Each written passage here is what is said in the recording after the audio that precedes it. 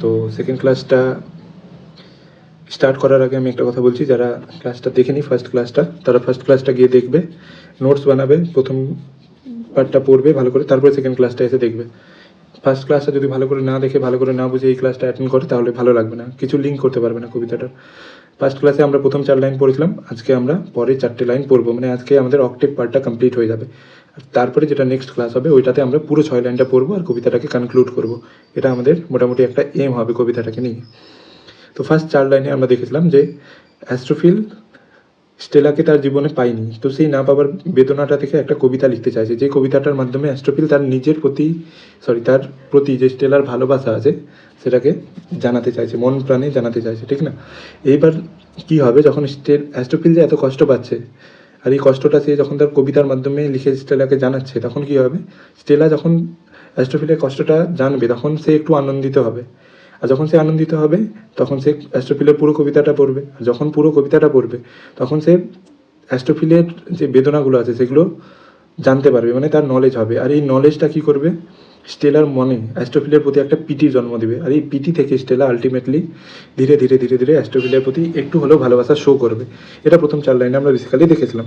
তো এবার পরে 4টে লাইন যেটা আছে আজকে আমরা ওইটা পড়বো, ঠিক আছে? তো খাতা পেন নিয়ে বসবি, নিজের নোটস নিজে বানাবি। আমি প্রত্যেকটা লাইন প্রত্যেকটা ওয়ার্ডের মানে বলার চেষ্টা করবো নিজের মতো করে। যেখানে আমি ধরে কোনো একটা ওয়ার্ড ধরে শর্ট বললাম, তো এবার তুই নিজে খাতা নিয়ে বসবি, তো এবার শর্ট লিখবি, শর্টের মানে আমি কি বললাম ওইটা তুই নিজের ভাষায় লিখবি, আমার মতো করে লিখবি না।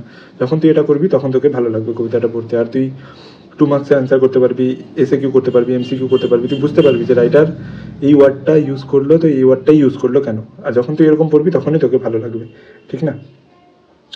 আচ্ছা, পঞ্চম লাইনটা যেটা আছে ওইখানে লেখা আছে, I sought fit words to paint the blackest face of woe, মানে আমি খুঁজছি উপযুক্ত শব্দ যা দিয়ে আমি আমার দুঃখের সবচেয়ে কালো চেহারাটা এঁকে দিতে পারি। এই লাইনটার এটা হলো বাংলা মানে। আচ্ছা, this is not just a line, এটা একটা লাইন না, it is a cry of Astrophil's bleeding heart, a heart that is so heavy with pain that is longs to speak but can't find the right words. Basically, here the poet is trying to pour his soul on the pages of the poetry. Basically, কবি চাইছে যে তার মনে যে ব্যথাটা আছে, তার যে মনে স্টেলাকে না পাওয়ার বেদনাটা আছে, সেইটা বেদনাটাকে বা তার মনে যে জমে থাকা স্টেলার প্রতি যে একটা ফিলিংস আছে, সেইটাকে কবি চাইছে যে তার কবিতায় এমন সমস্ত ওয়ার্ড দিয়ে লিখে দিতে যাতে করে তার মনের দুঃখটা স্টেলা বুঝতে পারবে।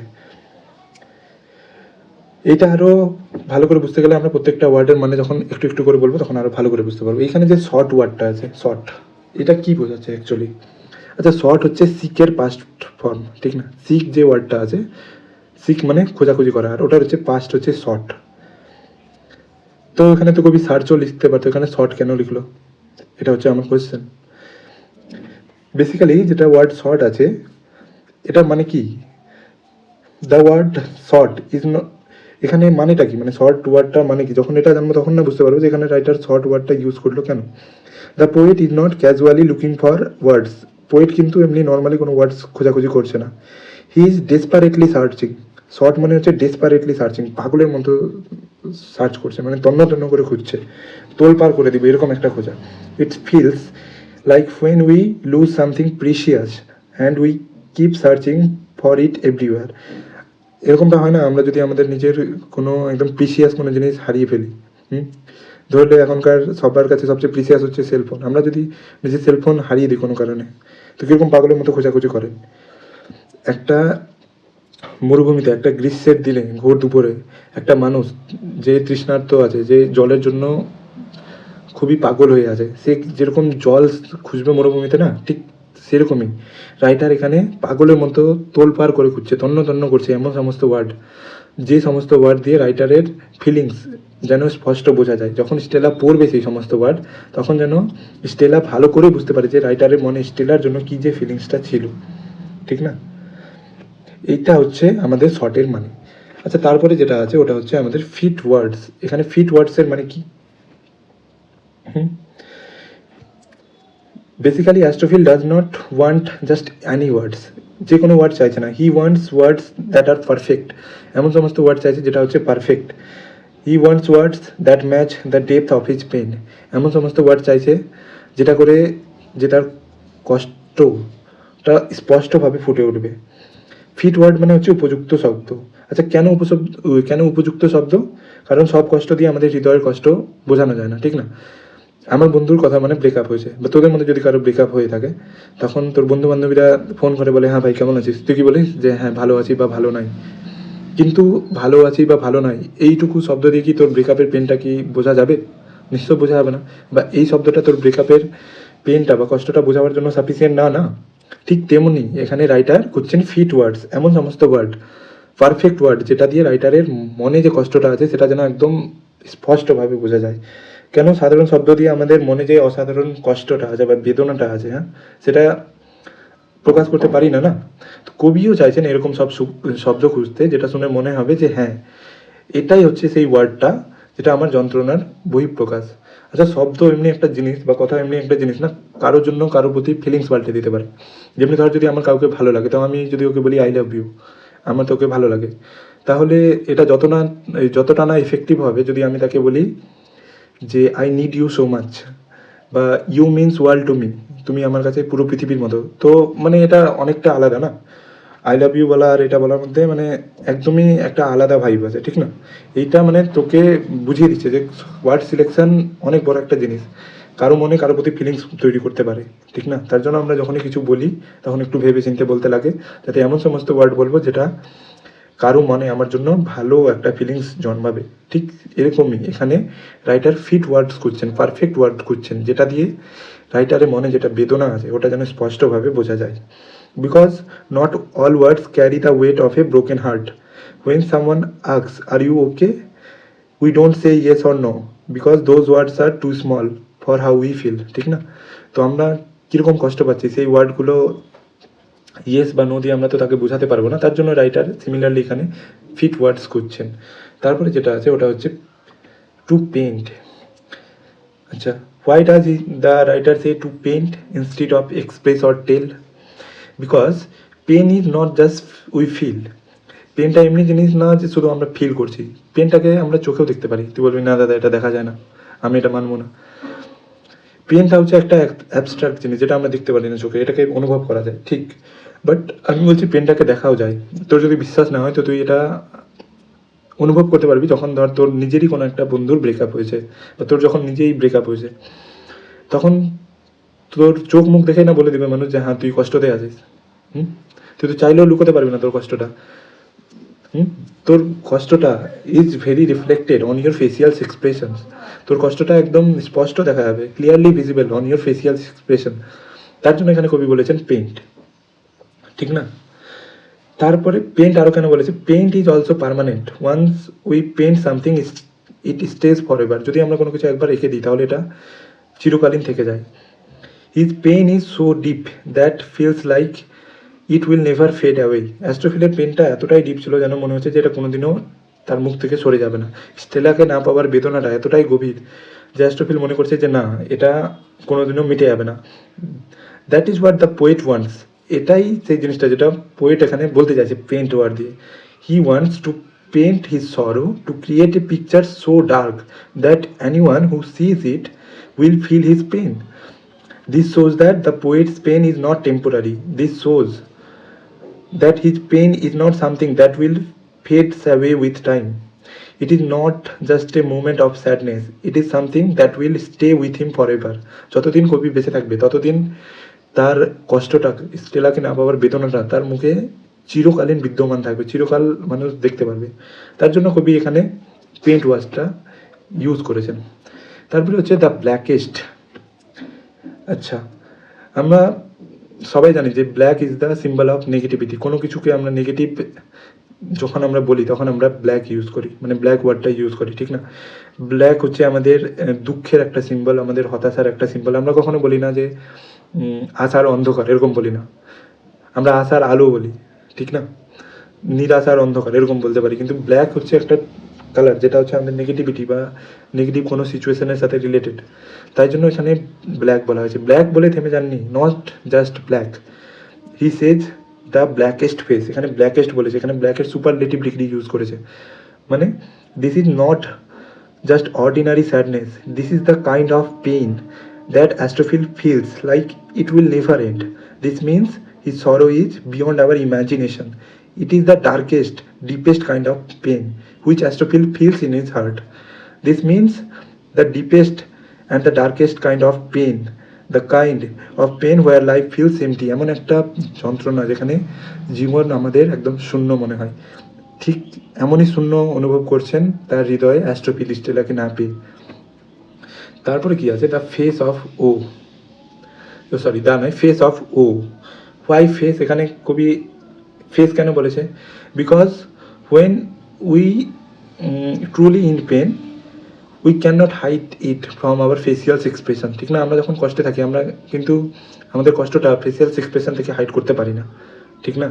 When we are heart broken our face becomes the mirror of our soul.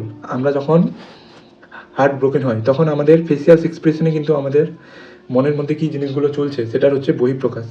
তার জন্য কবি এখানে ব্ল্যাকেস্ট ফেস অফ ও বলেছে, ঠিক না? এখানে আচ্ছা ও মানে কি?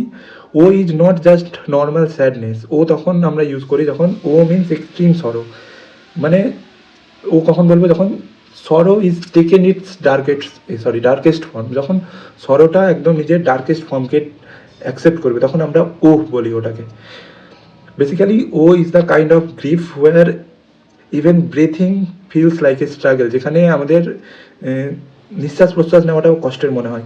ইট is the kind of pain where you can not sleep, you can not eat, you can not even speak, you are left completely alone.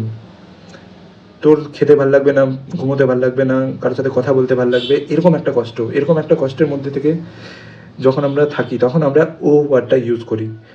তো ভাবছি যে কবি যে এক একটা ওয়ার্ড ইউজ করেছে, কত ভেবে ইউজ করেছে। যখন তুই এমনি জানবি কবিতাটাকে তখন তোকে ভালো লাগবে কবিতাটা, ঠিক না? আচ্ছা, তাহলে কবিতাটা পুরো লাইনের মানে কি হলো? I sought fit words to paint the blackest face of woe. মানে আমি চাইছি এমন সমস্ত ওয়ার্ড যেটা দিয়ে আমার মনে যে দুঃখটা আছে স্টেলার প্রতি সেটাকে আমি ভালোভাবে এঁকে দিতে পারি। এঁকে কেন দিতে পারি? কারণ পেনটা শুধু আমরা ফিল করি না, পেনটা আমরা দেখতেও পারি চোখে। কবিও চাইছেন যে তার মনে যে স্টেলার প্রতি যেটা ভালোবাসা সেটা তার কবিতার শব্দগুলোর মাধ্যমে এঁকে দিতে। কারণ কবি চাইছেন যখন স্টেলা তার এই কবিতাগুলো পড়বে, এক একটা শব্দ যখন পড়বে তখন তার চোখে যেন কবির ওই ফেসিয়ালস এক্সপ্রেশনটা পরিলক্ষিত হয়, যেটা কবি ফিল করছে। তার জন্য কবি এরকমভাবে লাইনটা লিখেছে। এখান থেকে কীরকম কোশ্চেন আসতে পারে 2 মার্কসের, যে কেন কবি ফিট ওয়ার্ডস ইউজ করতে চেয়েছেন, বা এই যে the phrase the blackest face of হো এর মানে কি, কেন কবি তার কষ্টটা আঁকতে চেয়েছেন, এই তিনটা এখান থেকে 2 মার্কসের জন্য কোশ্চেন আসতে পারে। তারপরে আচ্ছা, এটা লাইনে যেটা ফিগার অফ স্পিচ আছে, যেটা হচ্ছে প্রথম ফিগার অফ স্পিচ, ওটা হচ্ছে আমাদের যেটা পেন্টিং আছে, ঠিক না? ওটাকে আমরা এখানে মেটাফোর বলবো। কেন মেটাফোর বলবো? ওটা হচ্ছে because the poet is not literally painting anything, he is comparing his deep সরো টু এ ডার্ক পেন্টিং। তার যে ডিপ সরো আছে ওটাকে তিনি একটা পেন্টিংয়ের সাথে তুলনা করছেন, বা সেটাকে তিনি পেন্টিং বলেছেন, তাই জন্য এটা এখানে মেটাফোর। আচ্ছা, দ্য ব্ল্যাকেস্ট ফেস অফ ও, এই যে ব্ল্যাকেস্ট আছে এটা হচ্ছে হাইপার বলে। এটাকে কোনো কিছুকে যখন আমরা বাড়িয়ে বাড়িয়ে বলি তখন আমাদের ওটা কবিতাতে হাইপার বলে বলি, তার জন্য এটা হাইপার বলে। আচ্ছা, ব্ল্যাকেস্ট ফেস অফ ও, ও মানে হচ্ছে দুঃখ, দুঃখে তো কোনো ফেস থাকতে পারে না, তার জন্য এটা পার্সনিফিকেশনও। কেন কবি দুঃখটাকে একটা ইমেজের মতো দিয়েছেন, যেন দুঃখটাকে কবি নিজের জীবনে একটা পার্ট হিসাবে বেছে নিয়েছেন, তার জন্য এটা হচ্ছে আমাদের হাইপার বলে, ঠিক আছে? কেন দুঃখের তো কখনো মুখ হয় না, মুখ কার হয়? মানুষের হয়, তার জন্য এটা হাইপার বলে। হাইপার বলে বলছি পার্সনিফিকেশন হলো। এখানে এই 3টা ফিগার অফ স্পিচ আছে। তারপরে যেটা আচ্ছা আরেকটা আছে সিম্বলিজম। ব্ল্যাক যেটা কালার আছে ওইটা হচ্ছে আমাদের দুঃখের প্রতীক, মর্নিংয়ের প্রতীক, নেগেটিভিটির প্রতীক। এখানে একটা সিম্বলিজমও। পরের লাইনটা হচ্ছে studying inventions fine her wits to entertain. এই যে লাইনটা, studying inventions fines her wits to entertain, মানে হচ্ছে অ্যাস্ট্রোফিল গভীর মনোযোগ দিয়ে পড়ছে, সে ভাবছেন নতুন নতুন কিছু আইডিয়া, নতুন নতুন কিছু ক্রিয়েটিভ আইডিয়া, যেটা দিয়ে সে তার প্রেমিকা অর্থাৎ স্টেলার মনকে ও বুদ্ধিকে জয় করতে পারবে, যেটা দিয়ে সে তার প্রেমিকার মন আর বুদ্ধিকে আনন্দে ভরিয়ে দিতে পারবে, এমন সমস্ত কিছু ভাবছে অ্যাস্ট্রোফিল। It shows basically Astrophil's emotional struggle, where he is not just reading books but desperately searching for something that can give voice of his deepest sorrow. এটা অ্যাস্ট্রোফিলের একটা ইমোশনাল স্ট্রাগলকে শো করে, যেখানে সে ইনভেনশনস মানে অন্যান্য রাইটারের লেখালেখিগুলো পড়ছে। ইনভেনশন মানে ওই মেকানিক্যাল বা টেকনোলজি বা নতুন নতুন কোনো যন্ত্রের কথা এখানে বলা হচ্ছে না। এখানে ইনভেনশন মানে হচ্ছে অন্যান্য রাইটাররা তাদের প্রেমিকাকে না পেয়ে কী লেখালেখিগুলো লিখেছিলেন সেই সমস্ত লেখাগুলো পড়ছেন অ্যাস্ট্রোফিল। অ্যাস্ট্রোফিল ভাবছে যদি কোনো রাইটার বা কোনো লেখা, কোনো লিটারারি টেক্সট যদি তার মতোই বা তার বেদনাটাকে যদি সঠিকভাবে প্রকাশ করতে পারে, আর সেখান থেকে সে যদি কোনো ক্রিয়েটিভ আইডিয়া পায়, সেখান থেকে কোনো যদি সে ফ্রেশ আইডিয়া পায়, তাহলে সেটা দিয়ে সে তার প্রেমিকার মনকে ও বুদ্ধিকে জয় করতে পারবে, ঠিক না? এটা কীরকম বলবো, এটা সবচেয়ে ভালো বোঝা যায় যে হয়তো এখন আমরা সবচেয়ে ভালো এটা বুঝতে পারি যে আমরা অনেকেও আছি যারা যে কোনো কষ্টের পর হোক বা খুবই আনন্দের পর হোক সেগুলো হয়তো লিখতে পারি না নিজেরা। তো এখন তো আমাদের কাছে ইনস্টাগ্রামে রিলস আছে, ঠিক না? যেটা একদম আমরা মনে যেটা চাইছি ওটারই বহিঃপ্রকাশ বলে মনে হয় যে হ্যাঁ, ইনস্টার রিলস দেখে যে হ্যাঁ, এটাই তো আমার মনে চাইছে, এটাই তো মনে হয় আমি আছি রিলসটাতে, এরকম একটা ভাবনা। কিন্তু সেই সময় তো আর ইনস্টাগ্রাম ছিল না। সেই সময় কবি কী করছে, কবি অন্য রাইটারদের লেখালেখিগুলো পড়ছে, যে সমস্ত রাইটাররা তাদের প্রেমিকাকে না পেয়ে কী ব্যথা পেয়েছিল সেই লেখালেখিগুলো পড়ছে, যাতে সেখান থেকে কোনো ফ্রেশ আইডিয়া পায়, ক্রিয়েটিভ আইডিয়া পায়, যাতে করে না সে বলতে অ্যাস্ট্রোফিল তার প্রেমিকা উইটস মানে হচ্ছে মন বা ইন্টেলিজেন্সকে আর মনকে জয় করতে পারে, ঠিক আছে? এবার প্রত্যেকটা ওয়ার্ডের আমি হচ্ছে মানে বলছি। প্রথম যেটা ওয়ার্ড আছে যেটা হচ্ছে স্টার্টিং। এখানে starting means learning with interest, আগ্রহের সাথে কিছু পড়া, or the endless search for healing, অর্থাৎ কবি যে কষ্টে আছে সেখান থেকে একটা এন্ডলেস সার্চ করছেন, এমন সমস্ত পড়াশোনা করছেন যেটা হয়তো কোনো দিনই কবির কাছে কমপ্লিট হবে না। পড়েই যাচ্ছেন পাগলের মতো পড়ে যাচ্ছেন। অন্য রাইটারদের লেখালেখিগুলো, অন্যান্য গ্রেট রাইটারের লেখালেখিগুলো দেখছেন যে তারা যখন তাদের প্রেমিকাকে ভালোবেসেছিল আর ভালোবেসে যখন তাদেরকে পেয়ে ওঠেননি, তখন তারা তাদের না পাওয়ার বেদনাটা কিভাবে কবিতার মাধ্যমে ফুটিয়ে তুলেছে।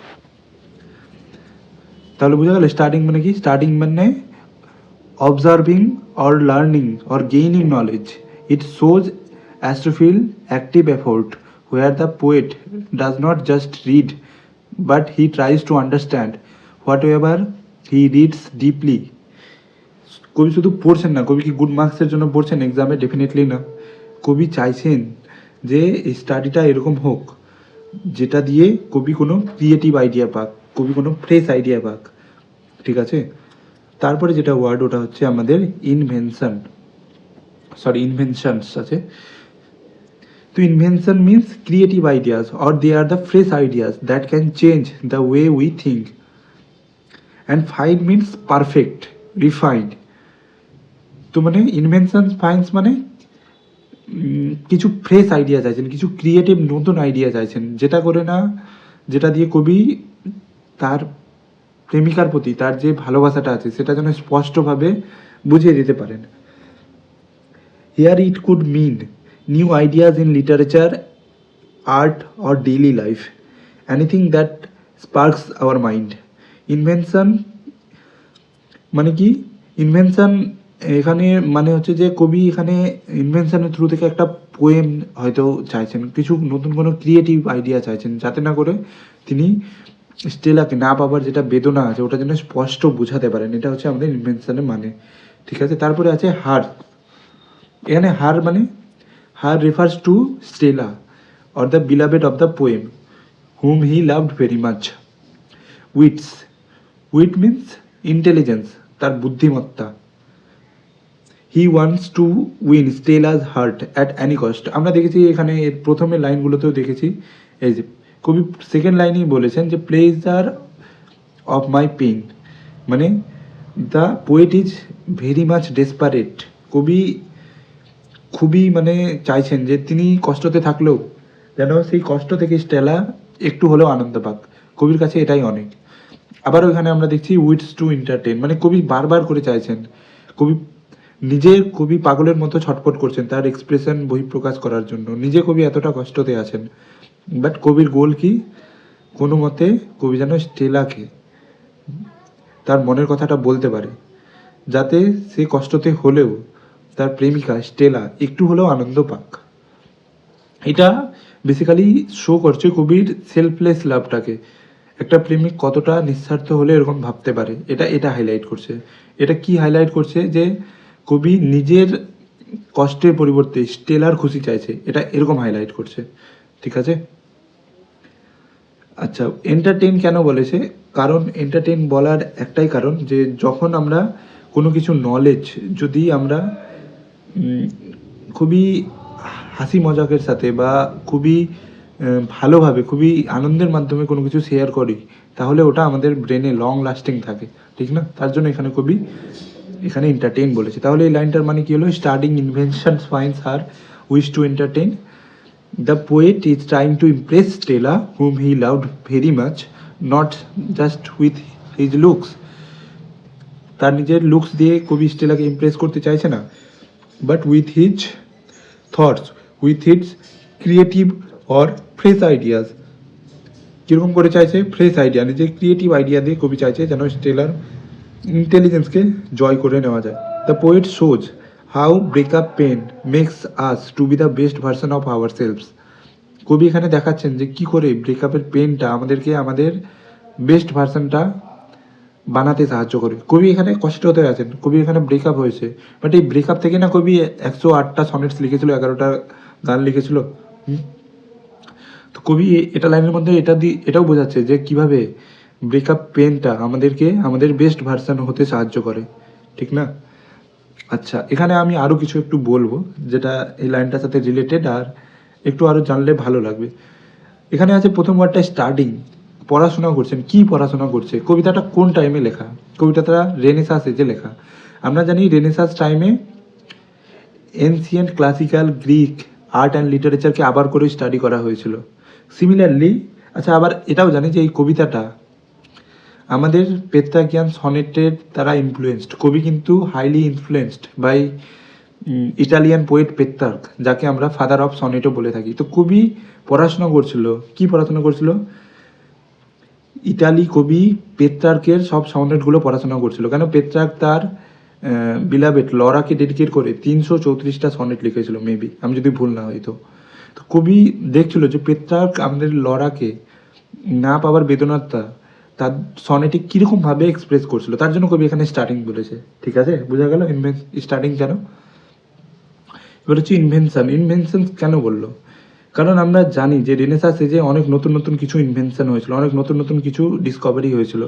সেটা ইন টার্ম অফ আর্ট হতে পারে, লিটারেচার হতে পারে, সেটা প্রত্যেকটা জিনিসে নতুন নতুন কিছু আবিষ্কার হয়েছিল। কেন? আমরা জানি যে রেনেসাঁস টাইম পিরিয়ডে গ্যালিলিও বলেছিল যে সূর্য স্থির, পৃথিবী সূর্যের চারিদিকে ঘুরে, এরকম একটা জিনিস বলেছিল। উইলিয়াম হার্ভে আমাদের শরীরে ব্লাড সার্কুলেশন আবিষ্কার করেছিল। আমাদের নিউটন তার গ্র্যাভিটির 3টাই ল দিয়েছিল সেই সময়। আমাদের থার্মোমিটারের আবিষ্কার হয়েছিল। আমাদের নতুন নতুন কন্টিনেন্ট, নর্থ আমেরিকা, সাউথ আমেরিকার আবিষ্কার হয়েছিল। সেই জন্য এখানে ইনভেনশন বলেছেন। ঠিক আছে, এটা এমনি এমনি কিন্তু বলেনি। কারণ আমরা জানি literature is the mirror of our society. সমাজে যা কিছু ঘটছে লিটারেচার সেটার স্পষ্ট প্রতিফলন, ঠিক না? তার জন্য এখানে ইনভেনশন বলেছেন, তার জন্য এখানে স্টার্টিং বলেছেন। ঠিক আছে, আই হোপ এবার বোঝা গেল। এখান থেকে যেটা 2 মার্কসের কোশ্চেন আসতে পারে আমার যেটা মনে হচ্ছে এই লাইনটা থেকে, এখানে বলতে পারে যে স্টার্টিং ইনভেনশন মানে কি বোঝাতে চেয়েছে কবি। তো স্টার্টিং ইনভেনশন মানে কিছুই না, মানে হচ্ছে যে অন্যান্য গ্রেট রাইটাররা তাদের প্রেমিকাকে না পেয়ে কি লেখালেখিগুলো লিখেছিল, সেই লেখালেখিগুলোকে স্টার্টিং ইনভেনশনস বলেছে, ঠিক না? আচ্ছা, এখানে কি কোনো ফিগার অফ স্পিচ আছে? আমরা কি বলতে পারি এই লাইনে কোনো ফিগার অফ স্পিচ আছে? ইনভেনশন যেটা আছে ওটা কি? ইনভেনশন মানে মেকানিক্যাল বা কোনো ওই টেকনোলজির ইনভেনশনকে বোঝাচ্ছে না। ইনভেনশন মানে ক্রিয়েটিভ আইডিয়া, এটা মেটাফোর আমরা বলতে পারি এখানে। তো আচ্ছা, হ্যাঁ, বাস এটাই আছে, মেটাফোরই আছে এখানে। ঠিক আছে, একটা লাইন আছে, ওটা হচ্ছে আমাদের often turning other lips to see if things would flow. এখানে যে ওয়ার্ডটা আছে OFT, যার মানে হচ্ছে অফেন, যার মানে হচ্ছে অ্যাগেইন অ্যান্ড অ্যাগেইন, যার মানে হচ্ছে বারবার। এখানে অ্যাস্ট্রোফিল অন্যান্য রাইটারের রাইটিংগুলো বারবার বারবার করে পাগলের মতো পড়ে যাচ্ছিল, যাতে করে না সে সেখান থেকে এমনি কোনো ক্রিয়েটিভ আইডিয়াস বা এমনি কোনো কিছু নিউ ওয়ার্ডস পায় যেটা তার ফিলিংসের সঠিক বহিঃপ্রকাশ হবে, যেটা কবির মনে স্টেলাকে না পাবার বেদনাটা আছে ওটা এক্স্যাক্ট সঠিক বহিঃপ্রকাশ হবে। তার জন্য কবি বারবার বারবার করে অফেন টার্নিং আদার লিভস, আচ্ছা লিফ, এই যে লিভস আছে LEAVES, এটার এটা মানে হচ্ছে গাছের পাতাগুলো। অ্যাকচুয়ালি কী হয় LEAF, এটা মানে গাছের পাতা, আর এটার প্লুরাল যখন করি এফটা সরে VES হয়ে যায়, তখন তাই জন্য এটা লিভস আছে। বাট এটা পাতা বলতে গাছের পাতা বোঝাচ্ছে না, এটা পাতা বলতে অন্যান্য রাইটাররা তাদের প্রেমিকাকে না পেয়ে যে লেখালেখিগুলো লিখেছিল সেই লেখালেখিগুলো বা সেই টেক্সটের পাতাগুলোকে এখানে বলেছে, তাই জন্য এটা মিটনমি। মিটনমি বলতে মিটনমি একটা ফিগার অফ স্পিচ, কারণ মিটনমি বলতে আমরা সেটা বুঝি যে ধর মিটনমি কখন হয়, যখন আমি বলবো একটা আর বুঝবে এটা, বুঝবে আরেকটা। এর আগেও বলেছিলাম যে grey hair should be respected, মানে কি বলছি আমি, কি যে সাদা চুলগুলোকে রেসপেক্ট করা উচিত বা ধূসর চুলগুলোকে রেসপেক্ট করা উচিত, মোটেও না, মানে বয়স্ক মানুষদের রেসপেক্ট করা উচিত। তার মানে গ্রে হেয়ার দিয়ে আমি কি বোঝালাম, বয়স্ক মানুষ। সিমিলারলি এখানে লিভস, এই যে লিভস আছে এটা তো গাছের পাতাকে বোঝাচ্ছে না, এটা বোঝাচ্ছে হচ্ছে সেই সমস্ত রাইটারের লেখালেখিগুলোর বইয়ের পাতাগুলোকে, যারা তাদের বিলাবেটকে না পেয়ে তাদের না পাওয়ার বেদনাটা তাদের নিজের লেখালেখির মাধ্যমে ফুটিয়ে তুলেছিল। আচ্ছা, তো কবিও সিমিলারলি সেই সমস্ত রাইটারের লেখালেখিগুলোকে পড়ছিলেন, বারবার করে পড়ছিলেন, পাগলের মতো পড়ছিলেন। কবি এতটা ডেসপারেট ছিলেন যে কবি বারবার বারবার করে পড়ছেন। এই যে অফট ওয়ার্ডটা আছে না, এটা একটা আর্জেন্সি শো করছে, এটা শো করছে যে না, কবির যে মনে স্টেলাকে না পাবার বেদনাটা আছে এটা অ্যাজ সুন অ্যাজ পসিবল যাতে তাড়াতাড়ি কবি লিখতে পারে। কবি ছটফট করছে, পাগলের মতো ছটফট করছে যাতে করে না সে লিখতে পারে। তার জন্য কবি এখানে অফট ইউজ করেছে, যেটার মানে হচ্ছে often, again and again. Turning other leaves মানে leaves means pages of books of others writers writing. He is looking others writings, others experiences, hoping someone else has left, someone has felt what he is feeling. কবি কী ভাবছে যে কবি অন্যান্য রাইটারের লেখালেখিগুলো পড়বে, আর পড়ার পর দেখবে যে তারা কীরকম করে তাদের না পাওয়ার বেদনাটা লিখেছে কবিতাটাই। কবি ভাবছে যে হয়তো কবি যে ফিলিংসটা ফিল করছে সেটা এর আগেও হয়তো অন্য কোনো রাইটার ফিল করে হবে, আর সেই রাইটারের ফিলিংসটা কবি পড়তে চাইছে। কেন কবি এতটা কষ্টে আছেন যে কবি নিজের ফিলিংসটা নিজে এক্সপ্রেস করতে পারছেন না। কবি নিজের ফিলিংসটাকে এক্সপ্রেস করার জন্য পারফেক্ট ওয়ার্ডস বা ফিট ওয়ার্ডস পাচ্ছে না। তার জন্য কবি কী করেছে যে অন্যান্য রাইটারের লেখালেখিগুলোকে বারবার বারবার করে পড়ছে, যাতে করে না সেখান থেকে সে কোনো নতুন ক্রিয়েটিভ কোনো আইডিয়াগুলোকে পায়, আর সেই আইডিয়াটার সে যেন নতুন করে আবার তার কবিতাতে অ্যাপ্লাই করে, আর যাতে করে স্টেলা যখন কবিতাটা পড়বে তখন জানতে পারবে কতটা ভালোবাসে, আর সেখান থেকে পিটি জন্ম হয়, কবির প্রতি তার ভালোবাসা আস্তে আস্তে করে জন্মাবে, ঠিক না? এইখানে তারপরে যেটা ফ্রেজ আছে টু সি ইফ, এই যে এই ফ্রেজটা টু সি ইফ, এই যে ফ্রেজটা আছে, this phrase expresses hope but also uncertainty. এই ফ্রেজটা কি এক্সপ্রেস করছে, আমাদের হোপ এক্সপ্রেস করছে, বাট একই সাথে একটা আনসার্টেনিটিও এক্সপ্রেস করছে। The poet is not just reading for knowledge, he is reading for find something meaningful, something extra ordinary, fresh ideas, যেটা দিয়ে না করে সে তার কবিতা লিখতে পারবে।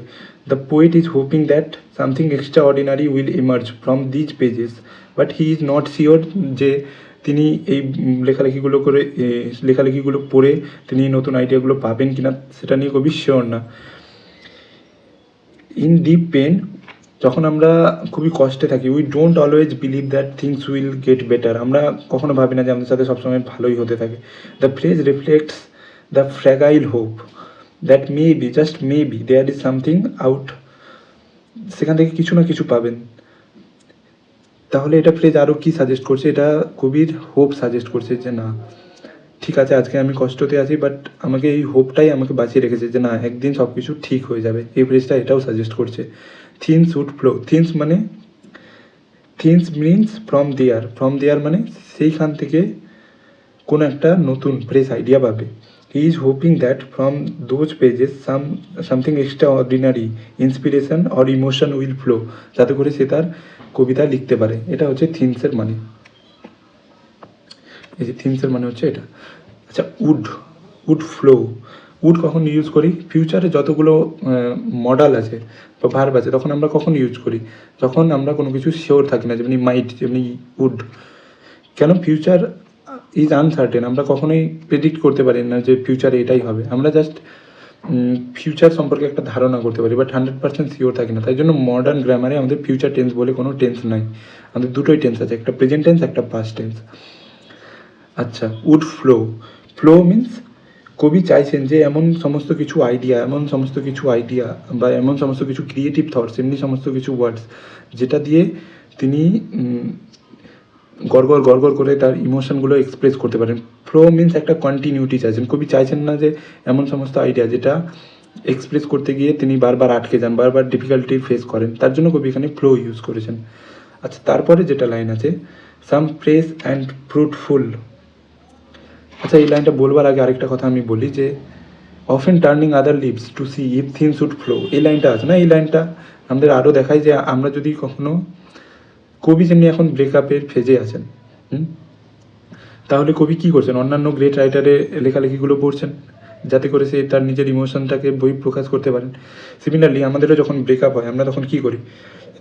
দুঃখের গান শুনি, দুঃখের কবিতা পড়তে ভালোবাসি, দুঃখের সিনেমা দেখতে ভালোবাসি, যেটা আমাদের লাইফের ব্রেকআপ ফেজের সাথে যেটা মিলে যাচ্ছে, ঠিক না? তো এটাও শো করছে যে আমরা যখন ভেঙে যাই বা আমাদের যখন ব্রেকআপ টাইম থাকে তখন আমরা স্বস্তি বা আরাম কোথায় খুঁজে পাই? আমরা লিটারেচারে খুঁজে পাই, আমরা আর্টে খুঁজে পাই, আমরা মিউজিকে খুঁজে পাই। এটা লাইনের সিগনিফিকেন্স কিন্তু এটাও। আচ্ছা, তারপরে next line, some fresh and fruitful showers আপন মাই সানবার্ন ব্রেইন। এটা লাইনটা ভেরি ইম্পর্টেন্ট আছে। এটা লাইন থেকে পরীক্ষা 2 মার্কসের একটা কোশ্চেন আসবে বলে আমি মোটামুটি আইডিয়া করছি। আচ্ছা, এটা লাইনটা একটু ভালো করে বুঝবো। Some fresh and fruitful showers আপন মাই সানবার্ন ব্রেইন। সাম, এখানে প্রথমে দেখছি কবি ইউজ করেছেন সাম। আচ্ছা, কেন? Why some, not many or much or not a lot? কেন না? অনেকগুলো কেন না? এখানে কবি সাম কেন ইউজ করেছেন? Because when a person is truly broken they don't beg for a lot. তারা অনেক কিছু চায় না। Even a few drops of relief feels like a heaven to them. একটা ছোট্ট কোনো কিছু যেটা তাদেরকে প্লেজার দিতে পারে, যেটা তাদেরকে আনন্দ দিতে পারে, সেটাই তাদের কাছে একটা স্বর্গীয় অনুভূতি বলে মনে হয়, ঠিক না? আমরা ধরলে খুবই কষ্টতে আছি, খুবই ব্রেকআপে আছি, তখন যদি কোনো একটা আমার পছন্দের মানুষ বা কোনো একটা বন্ধু আমাকে জাস্ট একটা হাগ করে বলে যে ভাই কিছু হবে না, আমি তোর সাথে আছি, সব কিছু ঠিক হয়ে যাবে, ওই যে জাস্ট একটা ছোট্ট হাগ তোর মনকে এতটা আনন্দ দিতে পারে যেটা হয়তো আর পৃথিবীর কোনো কিছু দিবে না। তার জন্য কবি এখানে কি বলেছেন? Some fresh and fruitful showers. The poet demand কি? অল্প একটু ডিমান্ড করছেন। সাম মানে একটুখানি ফ্রেশ অ্যান্ড ফ্রুটফুল শাওয়ার্স মানে একটুখানি নতুন, ফ্রেশ মানে নতুন, আর ফ্রেশ মানে হচ্ছে আমাদের এখানে নিউনেস, ফ্রেশ মানে হচ্ছে আমাদের নিউ বিগিনিংস। এমনি কোনো কিছু নতুন জিনিসের আশা করছেন বা এমনি কোনো অল্প একটু জিনিসের আশা করছেন যেটা দিয়ে তার মনে যে এত কষ্ট, এত বেদনা আছে সেটাকে যেন এক্স্যাক্টভাবে বহিঃপ্রকাশ করতে পারে। তার জন্য কবি ইউজ করেছেন some fresh and fruitful showers আপন মাই সানবার্ন ব্রেইন, ঠিক না? তো here Astrophil is so broken that a even little would feel like a blessing to him. When we suffer deeply, sometimes we don't need a lot, we just need something small, a kind of warm hug, একটা ছোট্ট হাগ, একটা ছোট্ট peaceful কনভারসেশনই আমাদের ব্রেকআপের ওই deadly একটা ফিলিংসটাকে কাটাবার জন্য যথেষ্ট হয়, ঠিক না? এখানে ফ্রেশ কেন বলছে? Fresh means newness. Also, praise is the symbol of new beginnings.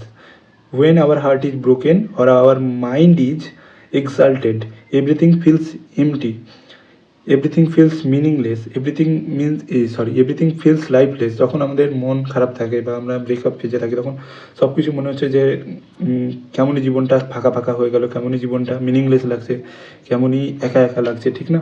তো সেই সময় কি হবে? আমরা কি অনেক কিছু এক্সপেক্ট করতে পারি? নিশ্চয়ই পারি না। আমরা চাই যে একটা ছোট্ট কোনো কিছু, ছোট্ট একটা জিনিস যেটা আমাকে একটু খুশি দিতে পারে, সেটাই আমার কাছে তখন অনেক বেশি কিছু মনে হয়, ঠিক না? তাই জন্য এখানে ফ্রেশ বলেছেন কবি, ঠিক না? আচ্ছা, ফ্রুটফুল কেন? Fruitful means something that gives result. Fruitful মানে হচ্ছে এমনি একটা জিনিস যেটা রেজাল্ট দিবে আমাকে, সামথিং দ্যাট ম্যাটার্স, যেটা আমার কাছে ম্যাটার করবে। যেমনি ধর আমি যদি বলি যে সব বৃষ্টি কি ভালো, বলবি না সব বৃষ্টি তো ভালো নয়। দেখা হলো একটা গ্রীষ্মের দিনে একটুখানি বৃষ্টি হলো, যেটা দিয়ে না গাছগুলো ভালো করে জল পেলো না কিছু পেলো, তো ওটা বৃষ্টি তো কোনো কাজের না, ঠিক না? বাট ফ্রুটফুল কেন? ফ্রুটফুল হচ্ছে এমনি একটা আইডিয়া যেটা কবিকে রেজাল্ট দিবে, যেটা কবিকে একটু হলেও হিল করবে, যেটা কবির মনে যে একটা কষ্ট আছে ওটাকে একটু হলেও রিলিফ দিবে, সেই জন্য কবি এখানে ফ্রুটফুল বলেছে, ঠিক না? The poet does not want empty words, he wants something that will change him or something that will bring new life to his heart. এমনি সমস্ত ওয়ার্ড চাইছেন যেটা তার মনে একটা নতুন জীবন ফিরিয়ে নিয়ে আসতে পারে, এমনি সমস্ত কিছু আইডিয়া চাইছেন যেমনি যেটা দিয়ে তার মনটা একটু হলেও ভালো হতে পারে। আচ্ছা, ফ্রুটফুল সাওয়ার্স অলসো সিম্বলাইজ, কি সিম্বলাইজ করছে যে কবির যে একটা কমফোর্ট আছে, কবির যে একটা জয় আছে, কবির যে একটা মনে যে না পাওয়ার বেদনাটা আছে, সেটা থেকে কবি কীভাবে নতুন নতুন কিছু ওয়ার্ডস পাবেন, সেটা ফ্রুটফুল সাওয়ার্সটা সিম্বলাইজ করছেন। আচ্ছা, সাওয়ার্স কেন, রেন কেন না? এখানে কবি সাওয়ার, সাওয়ার মানে ঝর্ণা। বৃষ্টি কেন বললো না? কারণ আমরা জানি বৃষ্টির সময় বজ্রপাত হয়, থান্ডার হয়। আবার অনেক সময় অনেক বৃষ্টি থাকে যেটা আমাদের কাছে ভায়োলেন্ট হতে পারে। বাট ঝর্ণা নেচারের সবচেয়ে বিউটিফুল জিনিস। আমরা যদি আচ্ছা, তুই কোনটা দেখতে পছন্দ করবি? একটা বৃষ্টি হচ্ছে ওইটা দেখতে বেশি পছন্দ করবি, না পাহাড়ের মাঝে একটা ঝর্ণা পড়ছে ওটা দেখলে তোর মন বেশি আনন্দিত হবে? ডেফিনেটলি সাওয়ার বা ঝর্ণাটা। তার জন্য কবি চাইছেন যে এমনি সমস্ত কিছু ফ্রেশ আইডিয়া যেটা ঝর্ণার মতো তার মনে নতুন লাইফ ফিরিয়ে আনতে পারে। আচ্ছা, আপন মাই সানবার্ন ব্রেন। আচ্ছা, ওয়াই আপন, কেন কবি এখানে আপন ইউজ করেছেন? আপন কখন আমরা ইউজ করি? এখানে অ্যাকচুয়ালি না মনে হয়, আমার যেটা মনে হচ্ছে আপন কবি এই জন্য ইউজ করেছেন যে কবি ভাবছেন যে স্টেলাকে যে আমি ভালোবাসলাম সেটা থেকে আমি মুভ অন হতে পারছি না। আমাদের লাইফেও এমনি হয় যে আমরা কাউকে ভালোবাসি আর অনেক দিনের যদি সম্পর্ক থাকে সেখান থেকে যদি আমরা মুভ অন না হতে পারি, তখন আমরা ভগবানের কাছে প্রে করি যে কী করে যেন এটা মুভ অন হয়ে যায়, কী করে আমি যেন সেখান থেকে বেরিয়ে আসতে পারি। তো কবিও আমার মনে হচ্ছে যে খোলা আকাশের নিচে দাঁড়িয়ে আকাশের দিকে তাকিয়ে ভগবানের কাছে প্রে করছেন যাতে কবি তাড়াতাড়ি এই জিনিসটা থেকে মুভ অন হয়ে যান। কবি যেন তাড়াতাড়ি এমন সমস্ত কিছু ওয়ার্ডস পান যে ওয়ার্ডসগুলো দিয়ে কবির মনে স্টেলার প্রতি যে ফিলিংসটা আছে সেটা যেন এক্স্যাক্টলি এক্সপ্রেস করতে পারেন, যাতে করে না স্টেলা কবির বেদনাটা বুঝতে পারে। তার জন্য মনে হয় কবি আপন ইউজ করেছে, এটা আমার মনে হলো। মাই সানবার্ন ব্রেন। আচ্ছা, যেটা সানবার্ন ব্রেন আছে না, এটা কিন্তু নর্মাল বার্ন না, সানবার্ন মানে রৌদ্রে চামড়াটা পুড়ে যাচ্ছে, ব্রেনটা, চামড়া বলতে এখানে ব্রেন। আচ্ছা, সানবার্ন কিন্তু নর্মাল বার্নের মতো না, নর্মাল পোড়ার মতো না। সানবার্ন কখন হয়? সানবার্ন কি সিম্বলাইজ করছে? যে আমরা যদি রোদে একটুক্ষণের জন্য বেরোই তাহলে কিন্তু সানবার্ন হবে না, বাট আমরা গ্রীষ্মের অনেক রোদে যদি অনেকক্ষণ ধরে থাকি তখন কিন্তু সানবার্ন জিনিসটা ইউজ হবে। সানবার্ন কখন ইউজ হবে? আমরা যদি রোদের মধ্যে অনেকক্ষণ ধরে থাকছি, অনেকক্ষণ ধরে আছি, তখন রোদটা আমাদের স্কিনে ট্যানিং সৃষ্টি করবে, তখন আমাদের রোদটা আমাদের স্কিনকে ড্রাই করে দিবে, র করে দিবে, সেন্সিটিভ করে দিবে। তো এখানে সানবার্ন কি সিম্বলাইজ করছে? যেমনি আমরা নর্মাল রোদে একটুখানি টাইমের জন্য বেরোলে সানবার্ন হবে না, অনেকক্ষণ থাকতে হবে তারপরেই সানবার্ন হবে। তো এটা সিম্বলাইজ করছে যে কবির যেটা পেনটা আছে, স্টেলাকে না পাওয়ার বেদনাটা, এটা কিন্তু অল্প দিনের না, কবি অনেক দিন থেকে এটা দিয়ে কষ্ট পাচ্ছেন। এটা সিম্বলাইজ করছে সানবার্নটা, ঠিক আছে? আচ্ছা, ব্রেন, সানবার্ন ব্রেন কেন বলেছে? আচ্ছা, সানবার্ন ব্রেন এটাও সিম্বলাইজ করছে যে কবির স্টেলাকে না পাওয়ার যেটা বেদনা ওটা কিন্তু এভারলাস্টিং, ওটা যেন সারা জীবন কবির সাথে থেকেই গেল, ওটা যেন কোনো দিনও আর মিটবে না, এরকম একটা জিনিস। আচ্ছা, ব্রেন কেন? আমরা যখন কষ্ট বলি তখন কষ্ট দিয়ে আমরা সাধারণত মনকে বোঝাই, ঠিক না? ব্রেকআপ পেন বলতে আমরা মনের কষ্টকে বোঝাই, but at the same time যদি এই ব্রেকআপের কষ্টটা বা ব্রেকআপ পেনটা আমাদের মনে দীর্ঘদিনের জন্য থেকে যায় তাহলে কিন্তু এটা আমাদের মানসিকভাবেও ক্ষতিগ্রস্ত করতে পারে। আমাদের মনের পাশাপাশি আমরা মানসিকভাবেও ভেঙে যেতে পারি। তার জন্য কবি বলেছেন যে স্টেলাকে না পাওয়ার যে বেদনাটা তাকে শারীরিকভাবে তো ভেঙে দিয়েছে, তাকে মানসিকভাবেও ভেঙে দিয়েছে, তার মস্তিষ্ক কাজ করছে না, এরকম একটা বেদনা।